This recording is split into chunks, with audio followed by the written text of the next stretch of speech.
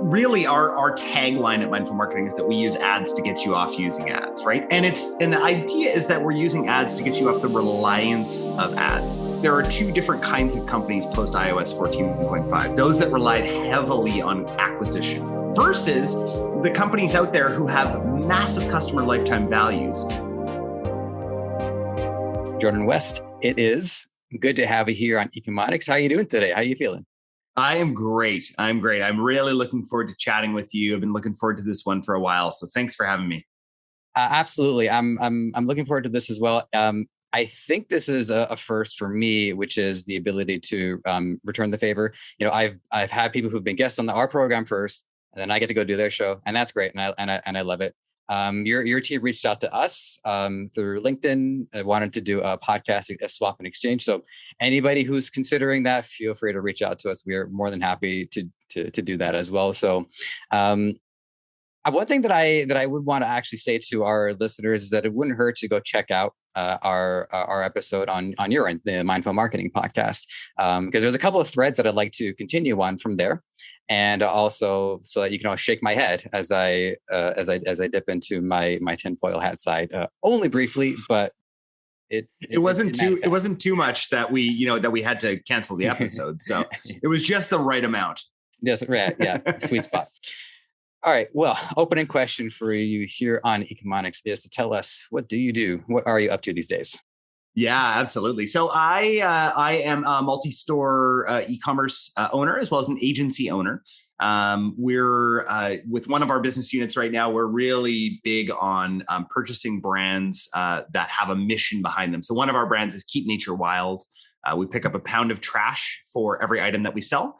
And we're just going to continue to grow that group of companies. We've had quite a few acquisitions that have fallen through recently, but that's sort of what we're doing down there. And then we also have a Made in Canada clothing company, and I am wearing one of our items right now. It's just the most comfortable clothing that you will ever wear. That's sort of our kind of flagship company, and then running a marketing agency as well that helps service those companies. We basically at Mindful Marketing, we used everything, all the tactics that we're implementing in our brands for our clients. So that's kind of what I'm up to these days. And then being a dad of 3, that takes up a bit of time too. So altogether, you must have like an 80-hour to 120-hour commitment across all of your different. How are you balancing all of this?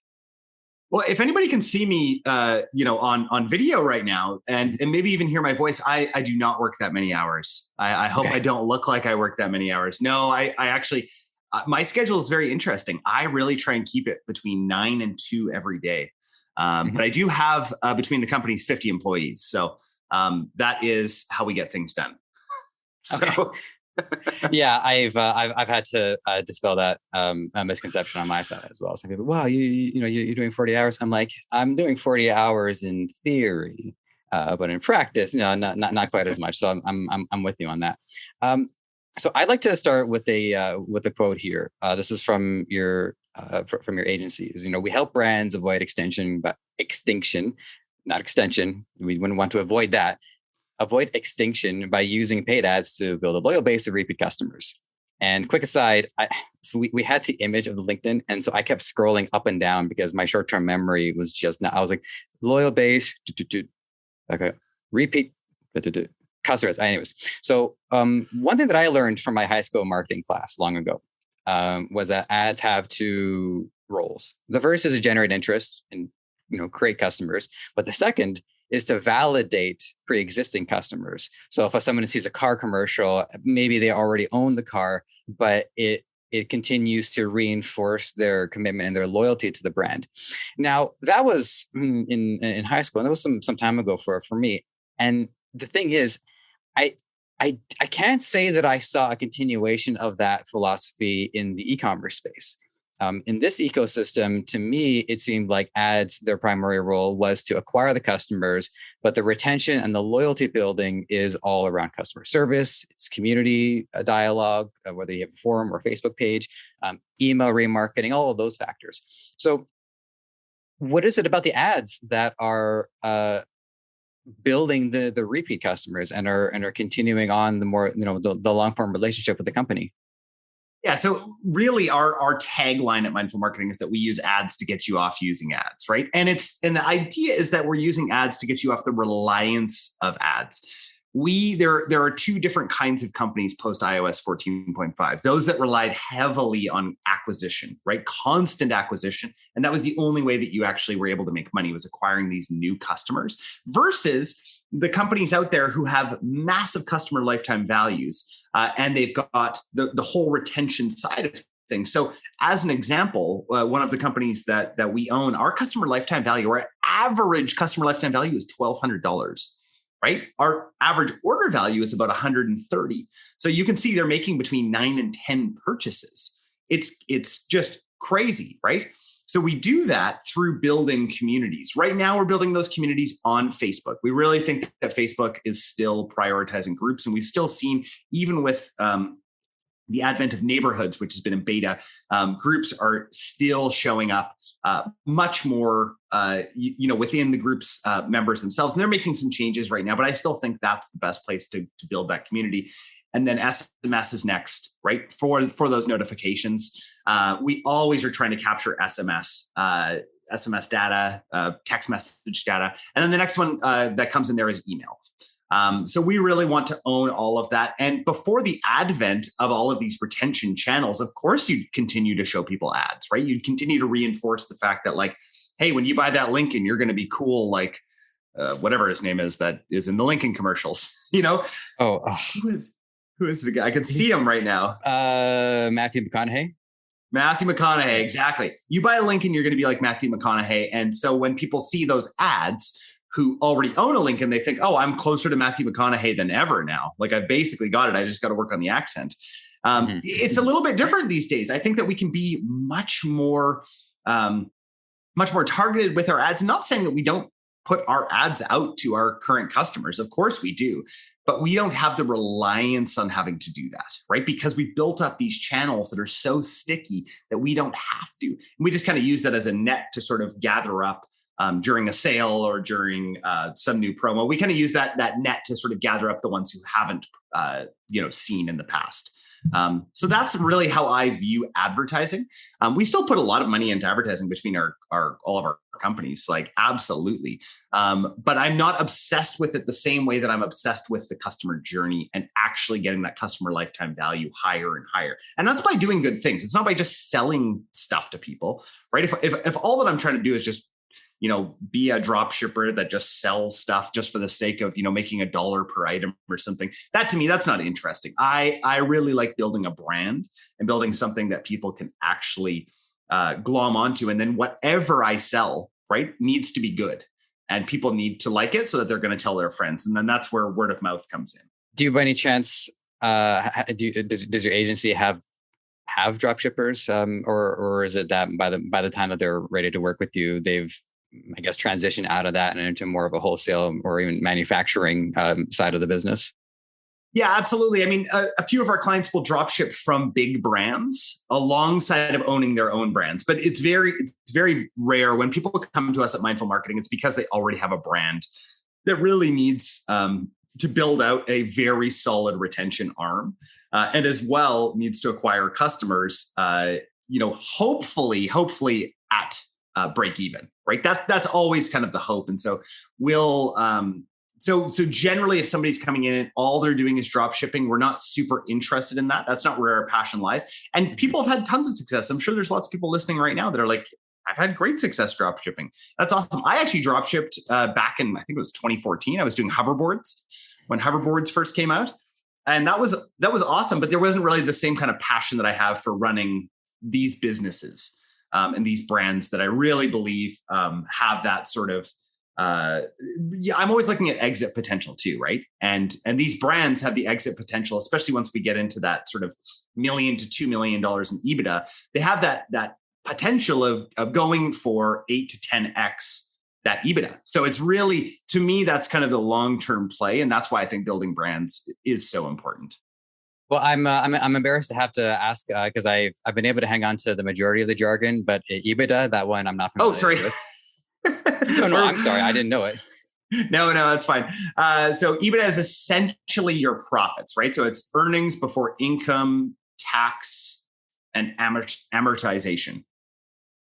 Yeah. So it's essentially, if you can think of your profit, but it's profit plus you add on all of that interest and all of those things that you're paying for. So it actually makes the number a little bit better. That's generally what we base when we're valuing a company that we're going to go buy. We're basing it on their EBITDA.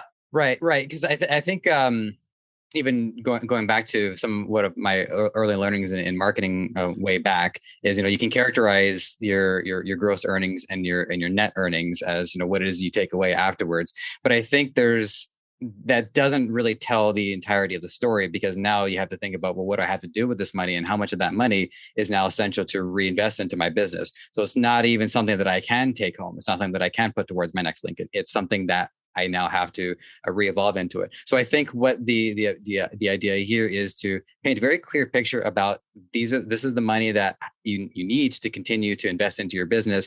And then you have a clear idea of what money you might actually be able to take away at the end of the day. Yeah, absolutely. And so that's what we're basing values on. And the companies that are building brands are always going to have a higher multiple when it comes to that. So what I wanted to ask you about, I want to ask you something specifically about the ad itself. So it's been a pretty consistent formula, and anytime I talk about this, the ad formula goes, a hook, old, bad, new, good, benefits over features, call to action. I don't have to look at the sheet that time. I actually was able to pull that out of memory.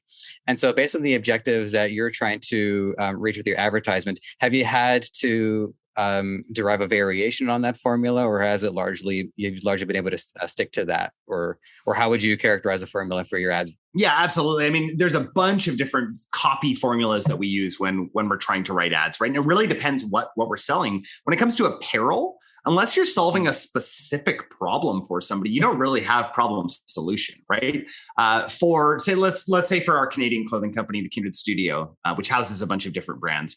Really the problem that we could derive would be that people's kids' clothing falls apart. It's just not good quality. It doesn't actually last the test of time, especially for how crazy kids are, right? And all the different things that they do. We make clothing that actually lasts.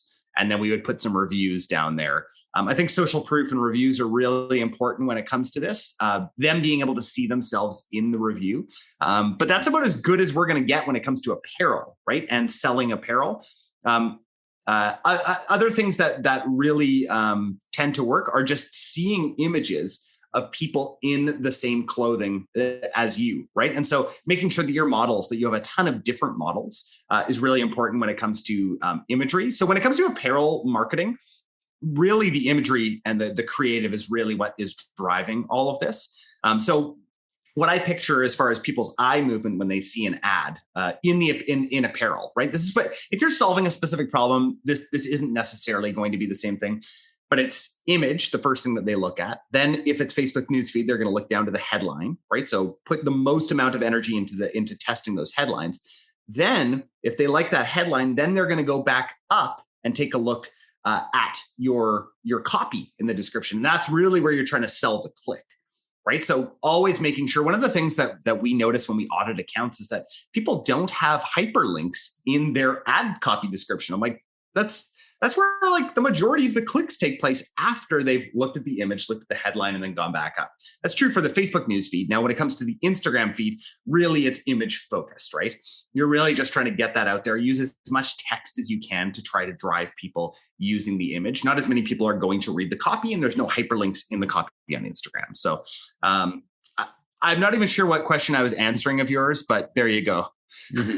Right. Well, no. And again, it was just about, formula and format for ads, because one of the things that really stuck out, even at the beginning of your answer, was, you have different formats and different copy for different products that you're trying to sell. And the thing that stuck out too was, I think not all ads are necessarily about solving a problem. In the case of the apparel, it is about solving a problem. But I think, so if I break this down for a second, on the one hand, you have apparel that's very much utility. I think sportswear, everyday wear, and stuff like that. That I think leans more into solving a problem, whereas you get into more, high end fashion, more it's just about the look. It's I think it leans a little bit more into wow factor. So it's not. Totally. So again, the copy wouldn't be the same, even if technically both clothes you can make an argument in both the ways that yes, this is still utility. You still have to wear it, and then on the other side, yes, it can still look good. So I mean, a bunch of things popped out to me. That was one of them. Another one that popped out to me as well is your dedication and to making sure that this is good quality product and that it lasts. And here's what I think happened, and I don't think this has affected the e-commerce space so much, but I noticed this is something that occurred more in our contemporary industry, getting into stuff like planned obsolescence, where businesses realize, hey, you know what? Why don't we just plan for our smartphones to conk out after 3 years, and then all of a sudden they're going to have to move on to the next one. So what I think happened is there was this fearfulness that if people make their products too good, they wouldn't have customers. They'd sell their first run of it, and then no one would have to pick up another product from them for years. I haven't looked into this lately because this is one of those improv questions, but like Kenmore, for instance, people still have Kenmore products from way back, but I generally don't think they're in business right now. I think their product was too good. So anyways, let me summarize all this into an actionable question for you.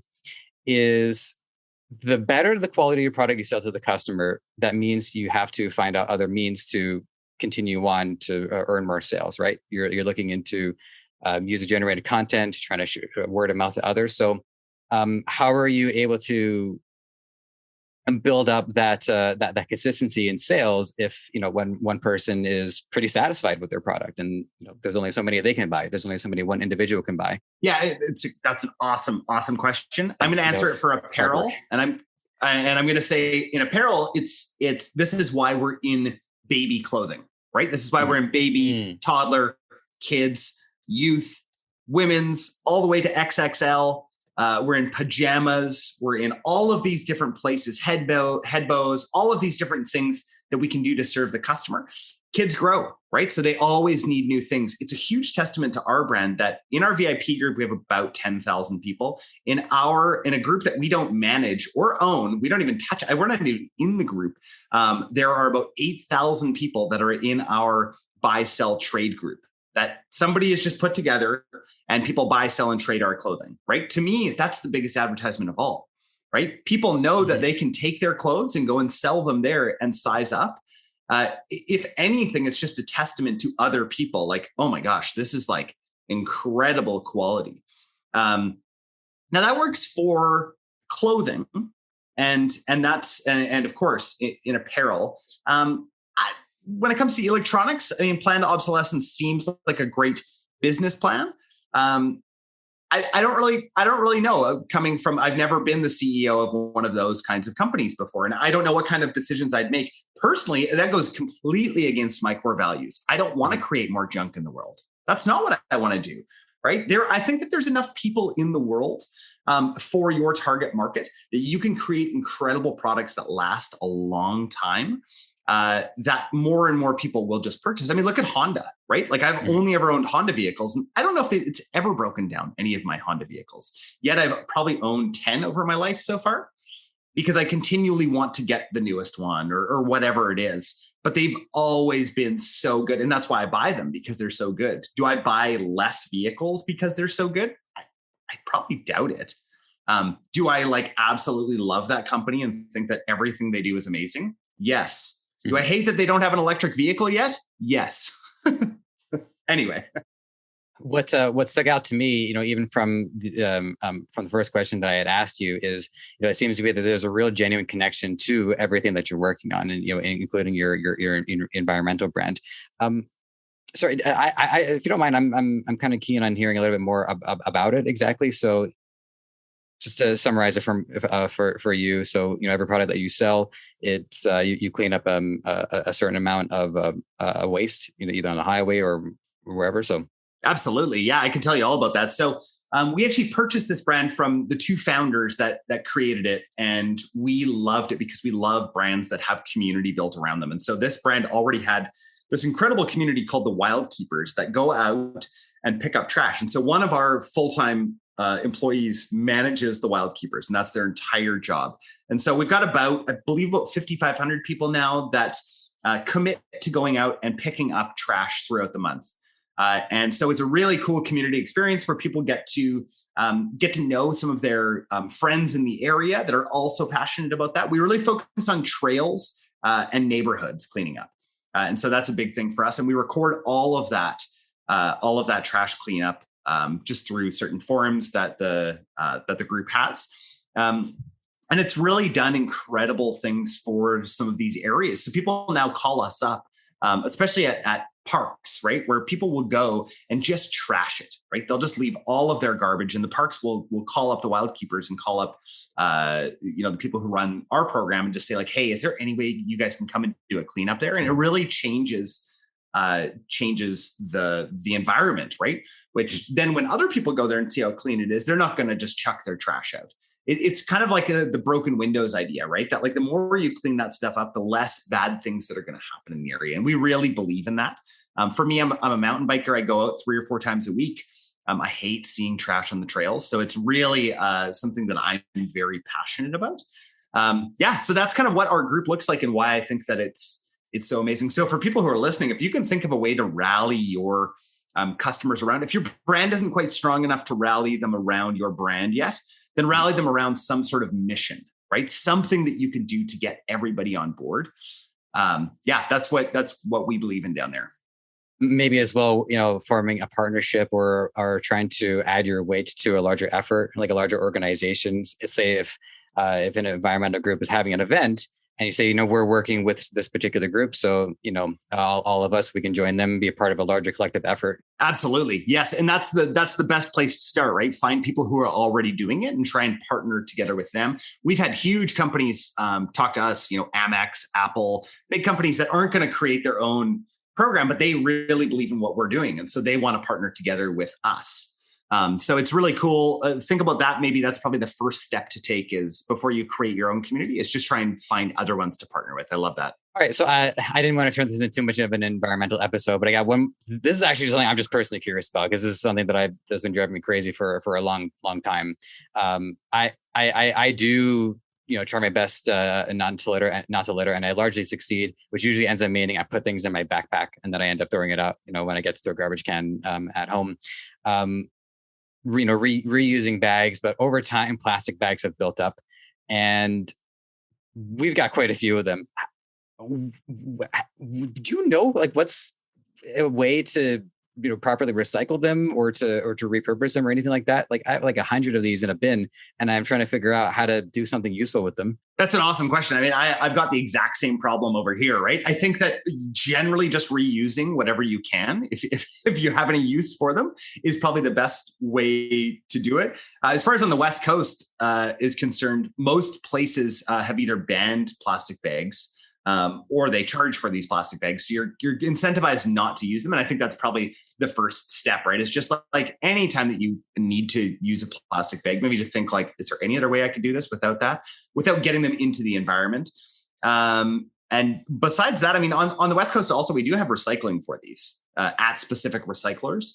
So you can do that. I think the biggest thing is just getting them out of the environment, right? And making sure that they're not clogging up streams and that they're not, making nature look disgusting. And that's why at that company is Keep Nature Wild. We really believe in that, that sort of idea of making sure that all the nature around us is wild, because we've done crazy things over the years, right? We've created all sorts of garbage, and we've seen those pictures and we see it often. Well, we don't see it as much in Canada as we do in the States. I think that we treat the environment a little bit differently, and especially West Coast over here. Like that's all, it's huge. It's what we talk about all the time. So yes, there you go. There's your answer.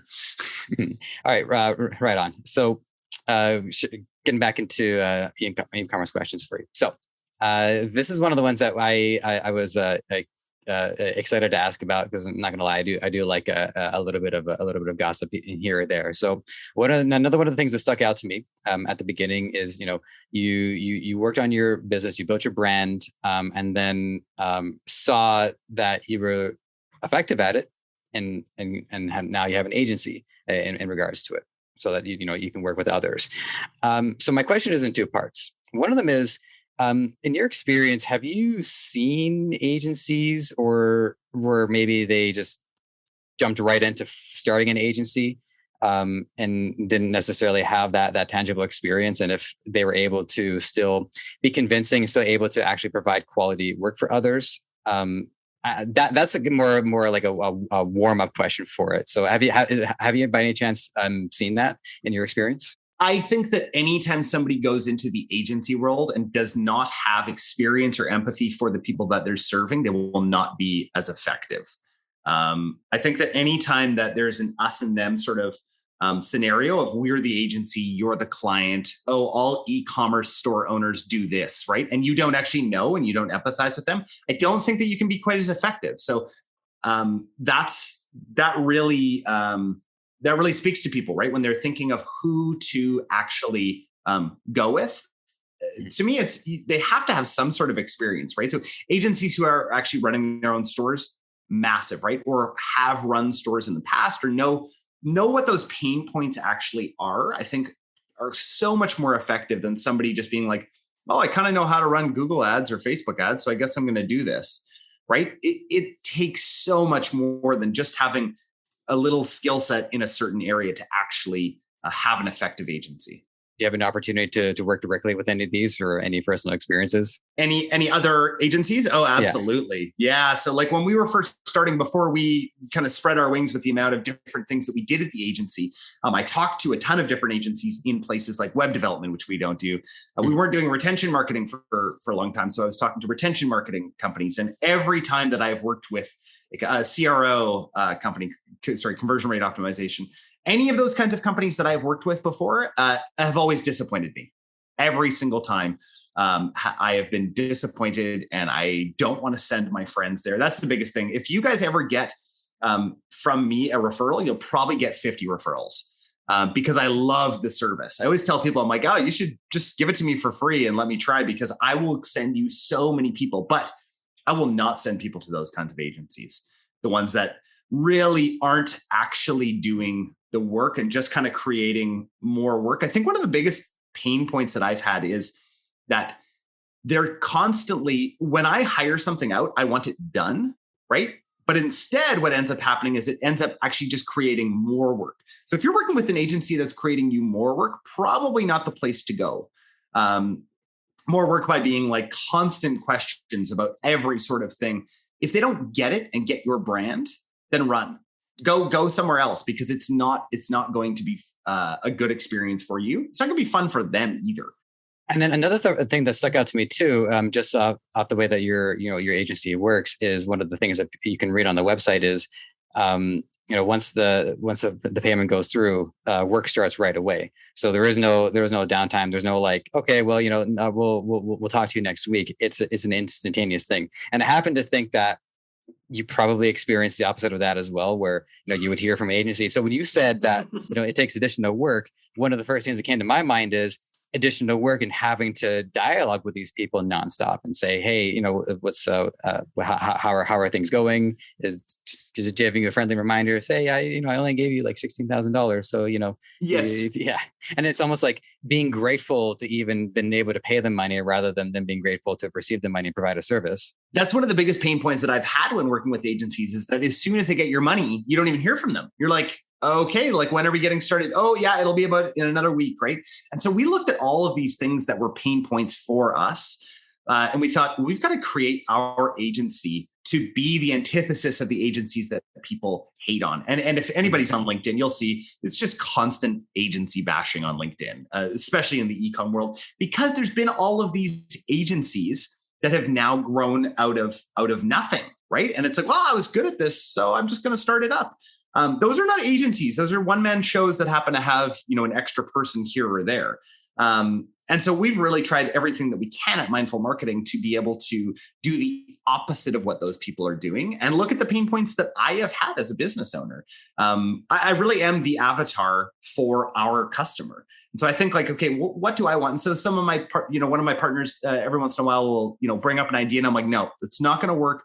Agency owners e-com store owners are not going to like that. That's not going to speak to them. And so it's really important, I think, to have that voice in the agency. And that's one of the main reasons why I continue on at the agency. It's not a have to right now. It's a love to, right? Because I really love to see other store owners thrive. I believe in a world that there is an unlimited amount of pie for everyone. We're not taking little slices, right? There is an unlimited amount of resources out there. And I really want to help other people see that and succeed at the same time. Yeah, I happen to agree with you on that. I've come at it from a different angle, which is I think if you look at the size of any given market, that's never the extent that market size will be for good. There are ways to expand on that market, and like one way that I realize this is not necessarily e-commerce, but one of the biggest TV dramas of all time was The Walking Dead. I think a lot of people got into that show because it was zombie carnage, not realizing that it was also an hour-long drama. So what that did was, I think that it actually created more demand for people to watch hour-long dramas now that they were a little bit more accustomed to the format. AMC had other ones for them to watch as well. So I think there are ways to do that in pretty much in any niche or in any genre or any product, which is, you look at the market, don't have that mindset, that scarcity mindset of I'm only going to be able to find my little pick of it. A lot of it is also building a higher awareness.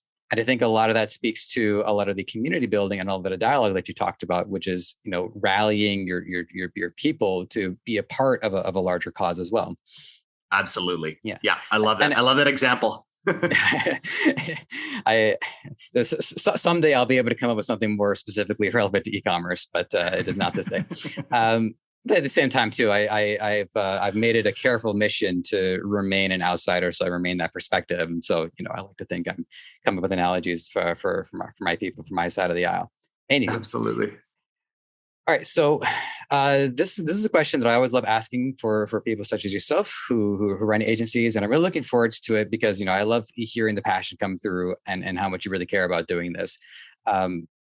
It's called data aggregate. I've never actually said the word out loud, but that's what I write down when I'm dropping notes. It's collecting data in aggregate. It's observing patterns and trends from all of the people that you're working with over time, and ideally, you can share that knowledge with one another. Say, hey, I noticed this about these guys. I'm going to share this with you. So have you identified any patterns, maybe let's say in the last 6 to 12 months that you've noticed across your different clients? Absolutely. So across our brands and clients, one thing that we have noticed substantially, and this is every single person, we also run a mastermind with about 30 people in it. Everyone is seeing the same thing. Customer acquisition costs have risen substantially.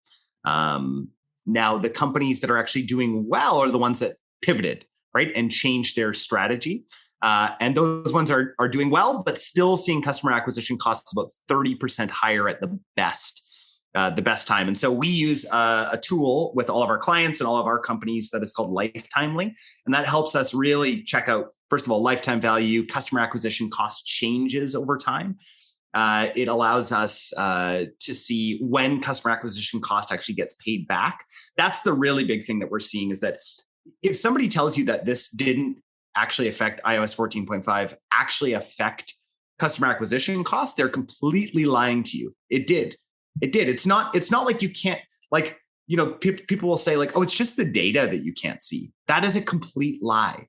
It's not just the data, it's the targeting. It's being able to actually acquire customers at a realistic cost. That is all changed. And so we've seen that across every single account that we're running across probably about 100 different accounts. Customer acquisition cost has just risen, and that's just something we have to get used to. We have to get better as marketers. We also just have to get used to the fact that like Facebook's heyday is gone. We need to create better businesses that can withstand that kind of customer acquisition cost. Well, I'd like to get your take on this as well, because this is the first time that I've actually had the opportunity to mention it. But Facebook isn't even going to be Facebook before too long. It's switching over to a new name called Meta, which, if I was 20 years old and I was still on my postmodern bent where I loved everything turning Meta, I'd be super stoked about it. Now, not so much. So, and I think back to like, all of the work that I've done here on this show and trying to acquire and share knowledge based on Facebook, but I haven't exactly spent a heck of a lot of money on the platform. Whereas, I'm just wondering what's going through the minds of yourself and your peers. With Facebook undergoing such a significant shift, how much pivoting do you think you're going to have to deal with in the coming months? Yeah, it's a great question. I mean, I think that the platform itself and the 22 different ad placements that they have are not going away, right? Instagram, has seen record amounts of people on it, especially as they've moved to Reels. Reels are a huge part of Instagram now. They've really pulled in like our age demographic into using Reels and staying on that platform rather than going over to TikTok. So I think that there's going to continue to be, the 3 billion people that use Facebook's products or Meta's products, including Facebook, right? And Facebook itself probably won't go through a name change, the actual platform of Facebook. It's the general company that's gone to Meta now. I think that the metaverse is going to be interesting. There'll probably be a lot of advertising opportunities there. I don't think the company is going away anytime soon. I still think that it's the number one customer acquisition channel. We've delved into TikTok. And it's just not as robust of a platform yet. I think it's going to get there. Also, I think that the demographic that is on TikTok their wallets aren't quite as open as Facebook and Instagram and all of the surrounding apps as well. So that's sort of my take on things. I think things are going to get better again, and then they're going to get worse, and then they're going to get better. and that's generally what happens with the market. I myself, I have struggled to not use TikTok, and I am happy to say that I have lost that battle. What I'm finding with TikTok in particular is that it doesn't seem to encourage engagement. If we are going to be super transparent about this, it really is all about the dopamine. I think with Facebook, a lot of the longtime users have seen the changes to it over time, but a lot of those early habits, I think, still stick around. So Facebook, I remember using it 10 years ago, and it was easier to dialogue with people because that's pretty much all you could do. You have to send messages, post some pictures and stuff like that, and that's all still there. It's just that other things have been added onto it to try to attract, try to condition different behavior, but also attract new behavior. So with TikTok, I think the challenge is the opposite: is that they're great at acquiring attention, but I don't see how much of a shift that platform can go through. Still be TikTok, but then continue to get more people engaged. So, all the people running OnlyFans, they seem to be doing okay, and I'm not sure why. But everybody else, I don't know. I haven't the engagement there. It's been rather difficult from my perspective. Yeah, absolutely. Yeah. And we've seen some great results using TikTok influencers, but not necessarily TikTok ads. We're just not seeing the kind of performance that we'd love to see comparatively to even Facebook in a post iOS 14.5 world. We're seeing still much better results there. Would you say that post iOS 14 is the equivalent of like a post-apocalyptic in a movie universe? It absolutely is for e-commerce store owners. If you haven't felt it yet, you will feel it next year, right? When your repeat customers don't come back the same way that they used to, because you haven't built up new customers. So if you don't know those numbers yet, e-com store owners, you need to know, right? So I recommend Lifetimely. Awesome app to be able to get all of that data and actually see like, well, how many new customers did we acquire? What is our actual customer acquisition cost? Most people don't know what that cost is because they don't have it aggregated, right, between their channels. So Lifetimely, I just, I don't get anything from Lifetimely. I want to buy them, but that's neither here nor there. I just think that it's the most incredible data app that you have to make really relevant decisions. Speaking of apps, so this is another one of the ones that I'm really excited to ask you coming into this conversation. So for those of you who didn't or haven't yet listened to my guest appearance on Jordan's show, Mindful Marketing Podcast, I'm discussing Debutify and how it has numerous add-ons to try to be self-sufficient, not have to use obviously we encourage the use of external apps. I certainly have quite a few. And over the year and a half, talking to people, many of whom are, the ones there to promote their apps, I've signed on to quite a few. I got to about like 9 or 10, and I thought, this is getting out of hand. And then you mentioned that some of yours have upwards of 60 apps. So, what happened? Like, and how does it get to that point?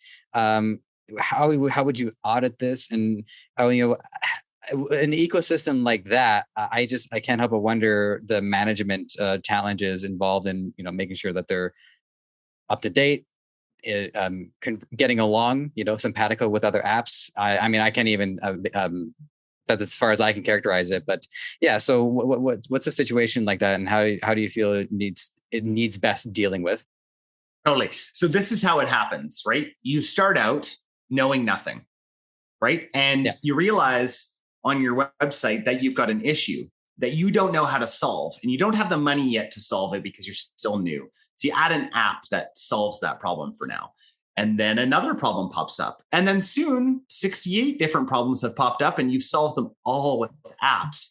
And you realize that now you actually have the revenue that you don't need to do that and solve those problems.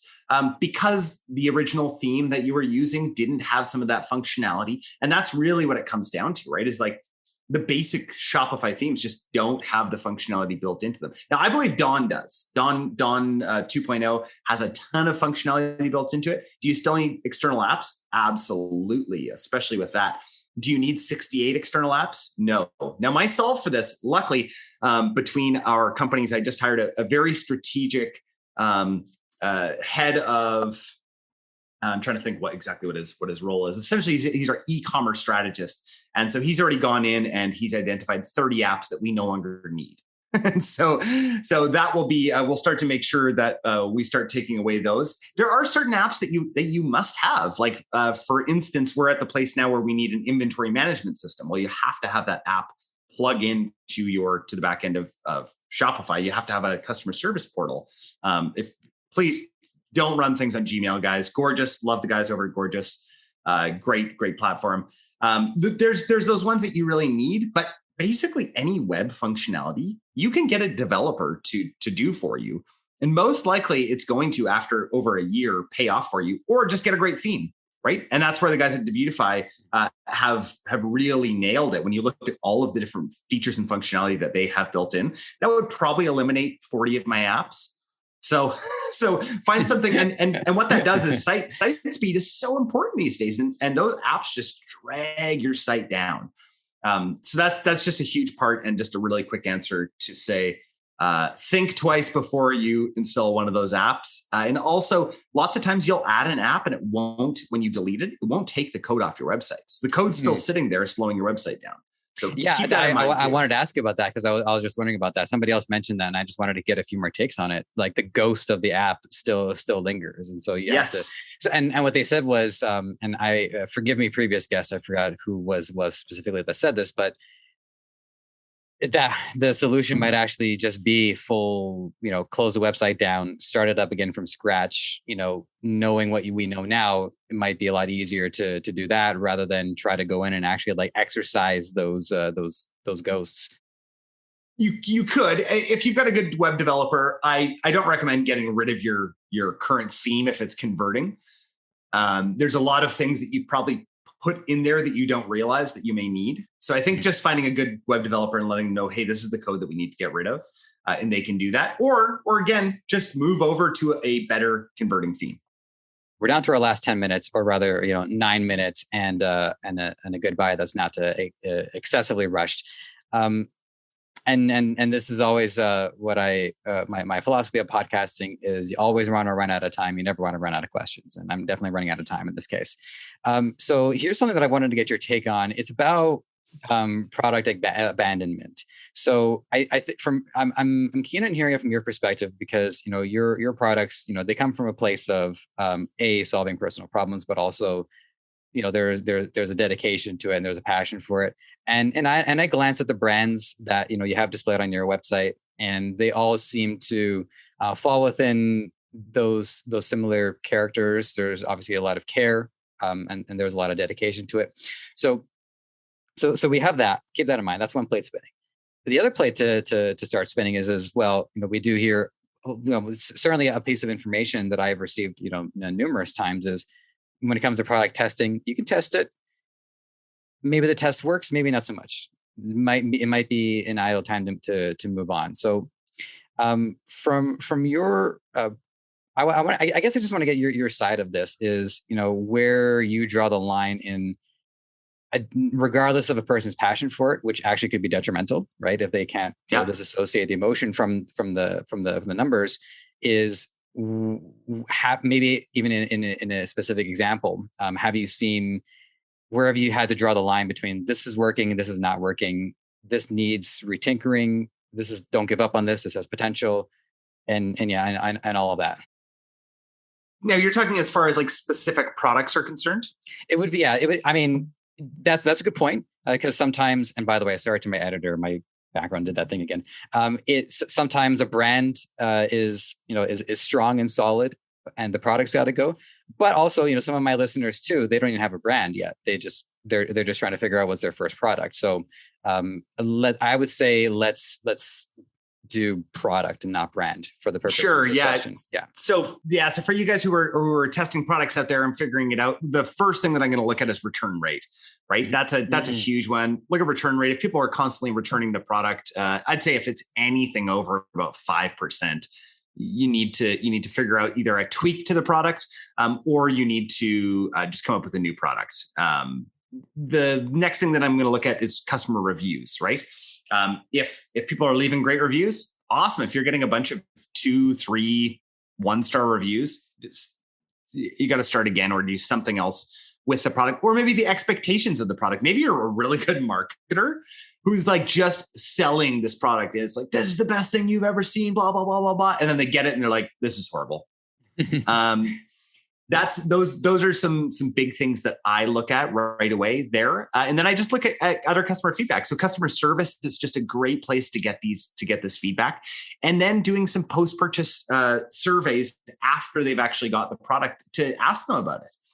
You can use some great services like Inquire Labs or No Commerce to really get some of that data from them on the product itself, and then start doing the tweaks yourself. In apparel, we're releasing new products all the time, but generally we're using the same fabric or the same fabric base for these. So we're doing the same thing. We're always getting feedback from these products, and we're also looking at sales velocity, right? Which one of these products is actually selling through, and so you can use a lot of different services. I believe Inventory Planner will help you with sales velocity. We at all of our companies use Finale Inventory. That's a really good one that shows sales velocity. So it's just figuring those things out before killing a product, I think, is really important. And maybe it's just a tweak that you need to make with your supplier. That's one thing that you can do as well. And I think one thing that's important to point about that too is that I mean, obviously, a lack of sales can be an issue, but I think for a lot of people, the concern is, my goodness, what if I'm not even getting sales? I think it's important to demystify that particular limiting factor, which is, it's not that you're not going to get sales. It's that you might not get the amount. And then I think return rates right there is huge. I think, okay, great. Yeah, I got 100 sales and I now have 50 of them lying around in my apartment. That's definitely an indicator of a bigger issue, regardless of the sales keep coming in. So yes, right. Absolutely. All right. So I'm just going to, I got one more one. I was curious to ask this one more for the fun of it, because one thing that I saw from your profile as well is, you also are a part-time paramedic. Are you still actively doing that, or is that? I am not. I actually ended up quitting last March. Last March. Yes. Okay. So that's all done now. So that stage of my life was about 12 years. It was full-time at one point as well. But that stage of my life is now done. For all intents and purposes, I can still ask the question anyways, but I mean, being a paramedic, it entails a lot of discipline and a lot of quick thinking. And I happen to wonder how much of that has, come through in your work in e-commerce, and like what would be like the e-com equivalent of an emergency where the paramedic none like the amount of yes, it's not a direct comparison, people aren't dying, but I mean that's the beautiful thing, right? Is that people will come to me with, we've got a lot of employees, we've got a lot of things going on, and everybody thinks it's an emergency, right? Mm-hmm. I think this is what being a paramedic has really allowed me to do is have perspective on, okay, what's a 1 out of 10 and what's a 10 out of 10, right? Even when it was a 10 out of 10, when you're a paramedic and somebody's dying, it's never a 10 out of 10. You're treating it more like about a 5, right? You're just like, okay, because you have to be calm in every single circumstance. Shopify goes down. Sure. That's an emergency. Can you do anything about it? No. Right. I really I live my life in with those different quadrants, right? So the happiest people live in the quadrant where there are important things that they can do something about. People who are often, very anxious. They're living in the world where they're thinking about important things that they have no control over, right? The government, right? Getting into politics, all these things, you have no control over that, right? And you can bang your head against a wall as much as you want. But unless you're going to do something about it, right? Which then moves into the quadrant of actually having control, then you'll be happy and you'll be fulfilled, right? But while you're in that quadrant of complaining, nothing works in my opinion and from my experience. And so being a paramedic has really allowed me over the years to know when an emergency comes. And yes, there are emergencies, but nothing's really a 911, right? Most 911 calls aren't 911 calls, right? They are to the person that it's happening to at the time. But as the leader and as the CEO, you need to come in and be like, hey guys, totally understand, validate the problem, and let them know we're going to get through this. We can solve this one too, right? The only unsolvable problem is death for now. Mm-hmm. Well, so, Zuckerberg, he's doing his best. Yeah, exactly.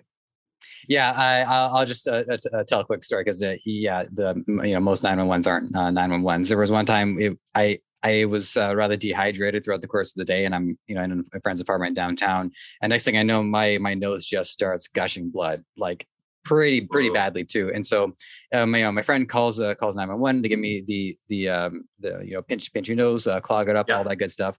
And then an ambulance shows up and it says, look, we can take you to the hospital, but just so you understand, he points directly behind him. The hospital is right there. So, maybe you can just walk over there. I'm like, the hospital's right there. Oh, are you kidding me? So yeah, that one, I could have just walked across the street. But yeah. I wouldn't have looked out the window and thought, gee, is there a hospital in my proximity? Because I could sure go for one right now. No. Yes, totally. Yeah. All right, wonderful. Well, it's been an honor and a privilege to talk to you. The wrap-up question is, what you just said pretty much checks this box, but I'm going to, ask it anyways. If you have any last bits of wisdom or like a Chinese proverb, you're welcome to share it, and then let the audience know how they can make contact. Yeah, absolutely. I'm not sure if I have any more words of wisdom for you guys. I think that I read a great quote from James Clear this morning, who wrote Atomic Habits. Mm-hmm. And he said, if you're ever thinking about saying thank you or being thankful, do it. It never hurts to say thank you, right? And a lot of people will keep that very close to them. Like, I'm only going to say thanks when it's appropriate, when they've actually done something. You can always say thank you. Always. So thank you guys for listening. Thank you for having me on. And if anybody wants to get a hold of me, you can find me on LinkedIn. I'm pretty active over there. So just search Jordan West Marketer. And you can reach out to us at mindfulmarketing.co. Lovely. Well, once more, thank you for your time, your knowledge, and your insight. And to my audience, thanks to all of you for your contributions and your participation in this. Couldn't do it without you. It is an honor and a privilege to collect this information. Am I using it for my own benefit? You bet I am. And of course, share the information with all of you as well. So with that, take care, and we will check in soon. To entrepreneurship, whether you're in the beauty industry or not, I think it's fabulous. Hey, this is Joseph from Ecomonics. Just wanted to thank you for being here and for giving this content your time and attention. I hope you learned something. I can say with certainty, I have learned something with every episode that I have done, and I don't see that changing anytime soon. There's a couple things you can do to help us out. If you want to check out the audio content, we are available on all major podcast platform distributors. And while you're there, give us a 5-star review. It helps a lot. And while you're here on YouTube, there's a lot of things you can do to help out as well. It's not going to take very long. Subscribe to the channel, hit the like button for this episode, and hit the notification bell so when we have new content for you, it's going to be at your doorstep ASAP. Lastly, this podcast is created by Debutify, the best Shopify template available. It is 100% free for you to start, and it can change your life. It can make you so much more free than you are right now. So if this episode wasn't enough to convince you, I think a few more might do the trick. So have at it.